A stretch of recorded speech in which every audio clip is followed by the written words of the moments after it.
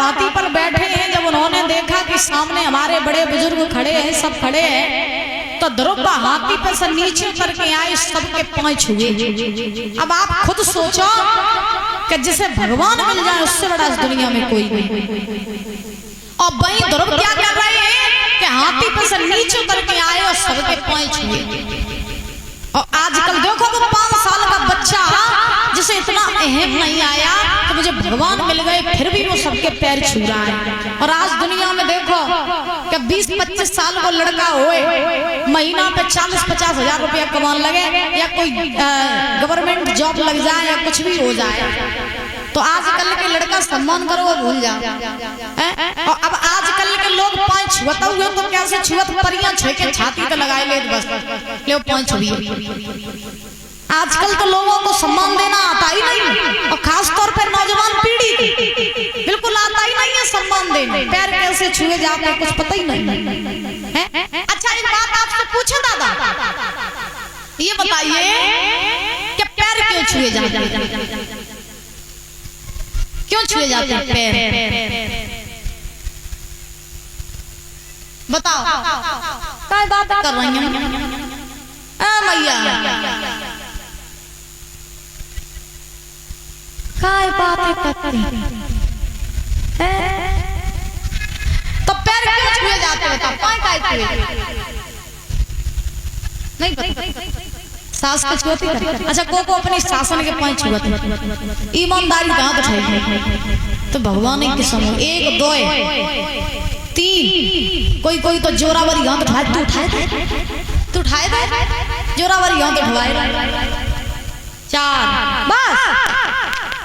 और को अपनी सासन को छुपाती है, सो उल्टी रीत है बाबा, छुआती नहीं, छुपा लेती हुई। हाँ छुपाती नहीं, छुआती नहीं। अच्छा चलो देखो पैर क्यों छुए जाते हैं, किस लिए छुए जाते हैं, बड़े ध्यान से सुनना, ठीक? और पैर किसके छूने चाहिए, किसके नहीं छूने चाहिए, ये बात आपको कोई नहीं बताता। तो देखिए पहला कारण ये है कि पैर छूने से बल बुद्धि विद्या आयु बढ़ती है। ठीक, पहला कारण पैर छूने से बल बुद्धि विद्या आयु बढ़ती है। दूसरा कारण ये है कि जब हम किसी के पैर छूते हैं तो उस व्यक्ति के गुण हमारे भीतर प्रवेश कर जाते हैं, ये दूसरा कारण है।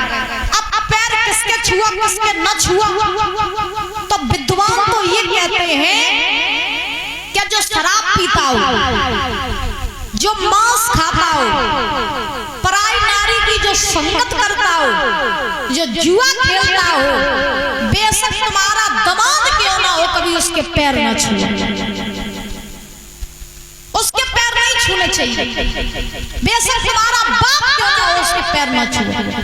ऐसा आदमी राक्षस होता है, राक्षसों के पैर नहीं छुए जाते।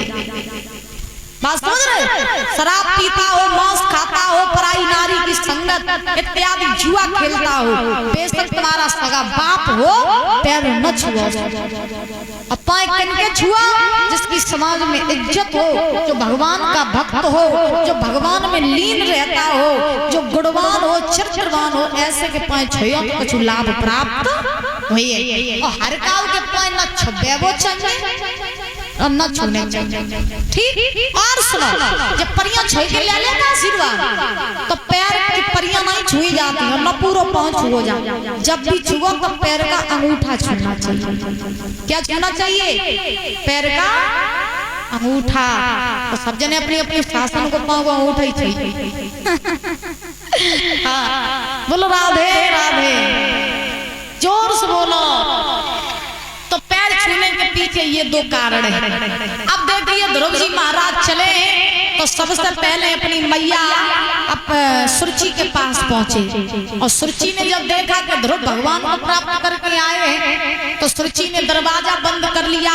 तो ध्रुव जी ने दरवाजा खटखटाओ, मौसी दरवाजा खोल, और तू तो मेरी सबसे पहली गुरु है, अगर तू मेरे तमाचा न मारती तो आज मैं भगवान न मिलते। ध्रुव जी बोले मैया दरवाजो खोलो,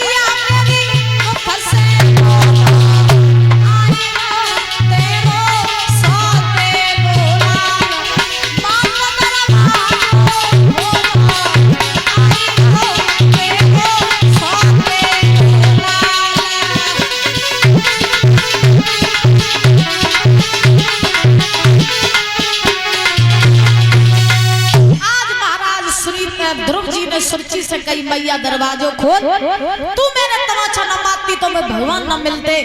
दादा सुरची ने दरवाजा खोला, ध्रुव जी को देखा, क्षमा मांगी, अपनी छाती से अपने पूत को लगाए लो। आज ध्रुव जी महाराज फिर आए अपनी मैया सुनीति के डिंगा।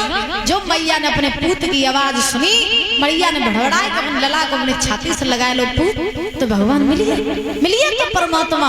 ध्रुव ने कही हाँ माँ भगवान मुझे मिल गई। मैया बड़ी खुश भाई, सुनीति ने कही लला ने मैं भगवान के दर्शन कराए दे, नहीं मेरे भाग्य जग जाए, ने फूटी आंखें ने भाग्य जग जाए लला वो दर्शन। तो ध्रुव जी महाराज ने भगवान का आह्वान किया, प्रभु आए और आकर के भगवान ने जो है महाराज सुनीति को, सुरची को, उत्तानपाद को सबको दर्शन दिए।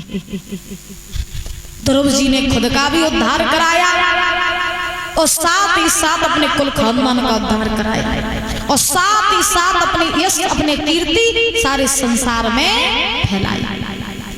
क्योंकि औलाद चाहे तो महाराज माँ बाप को सिंहासन पे बैठाए देवे और औलाद अगर चाहे तो माँ बाप को मट्टी में मिलाए। और माँ बाप चाहे तो बच्चे को भक्त बनाए देवे और माँ बाप चाहे तो बच्चे को राक्षस बनाए देवे। क्यों? क्योंकि ये सारा श्रेय किसको जाता है? मैया सुनीति को। सुनीति अगर न चाहती तो ध्रुव की कथा यहाँ बैठ के हम सुनाए ना रही। इसीलिए तो कहते हैं बच्चे को खिलौना नहीं दोगी तो एक बार रोएगा, लेकिन संस्कार न दिए तो सारी जिंदगी आपको रुलाएगा। तो बच्चों के भीतर संस्कार जरूर देव करो मैया, जरूर संस्कार डालो करो बच्चन के भीतर हैं। तो आज देखो ध्रुव जी महाराज बड़े खुश हैं, सबको भगवान के दर्शन कराए। ध्रुव जी महाराज बड़े हुए, उत्तानपाद बूढ़े हुए, तो दादा उत्तानपाद ने अवध का शासन छोड़ा और अवध का राजा बनाया ध्रुव को। उत्तानपाद वन में भजन करने के लिए चले गए। ध्रुव अवध के राजा बने। ध्रुव जी ने इस धरती पर रह करके कई वर्षों तक राज्य किया। जब ध्रुव जी की राज्य से इच्छा भर गई तो ध्रुव भगवान के धाम को गए। भगवान के धाम को चले ध्रुव जी, तो ध्रुव जी को लेने मृत्यु देवी आई। मृत्यु देवी, हम सब कहाँ रहते हैं? मृत्यु लोक में। कहाँ रहते हैं? मृत्यु लोक में। यहाँ से जब हम जाते हैं तो हमें किसे अपनाना पड़ता है? मृत्यु। हम जब मृत्यु को अपनाते हैं तभी हम भगवान के धाम को जाते हैं। तो ध्रुव जी को लेने मृत्यु देवी आई, तो कहा कि तुम मुझे स्वीकार करो तब तुम्हें भगवान के धाम को जाओगे। तो ध्रुव ने कहा ठीक है, तुम अपना सर झुकाओ। सो जैसे मृत्यु ने सर झुकाया तो ध्रुव ने मृत्यु के सर पे पैर रखा, ध्रुव भगवान के धाम को चले गए। ध्रुव जी पहले ऐसे मनुष्य हुए इस धरती के जिन्होंने मृत्यु पर विजय प्राप्त की। ध्रुव जी भगवान के धाम को गए तो भगवान ने ध्रुव जी को अपनी गोद में स्थान दिया। आज भी ध्रुव जी अमर हैं। आज भी ध्रुव जी अमर हैं। कहाँ? सुबह ब्रह्म मुहूर्त में देखना 4 बजे उत्तर दिशा में सबसे चमकता हुआ तारा दिखाई देगा, वही है ध्रुव तारा, जो आज भी भगवान की गोद में अमर हुए बैठे। याद रखना।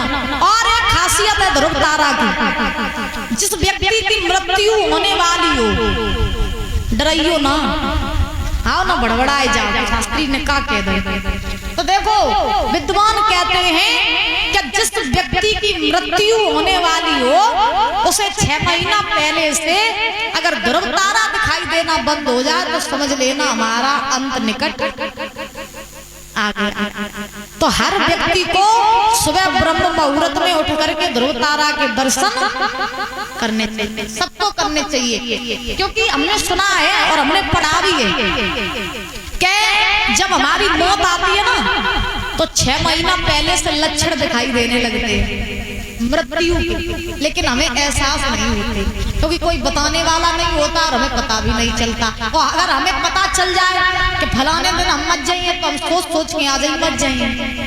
तो मौत को डर बहुत हो रहा हो तो शुगर बना दे, मौत बताए कि नहीं, या तो बताए कि याद होती तो शायद है कि आदमी की मौत होती 4 दिनों में, तो सोच के 2 दिनों में मर जाता है ना। तो रोज ध्रुव तारा के दर्शन करो। बोलो राधे राधे, जोर से बोलो ध्रुव जी महाराज की, वृंदावन बिहारी लाल की।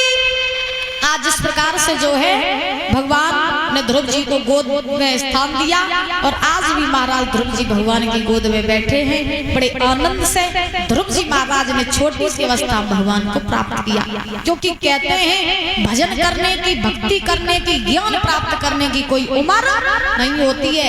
ये जिंदगी कब धोखा दे जाए कुछ पता नहीं है।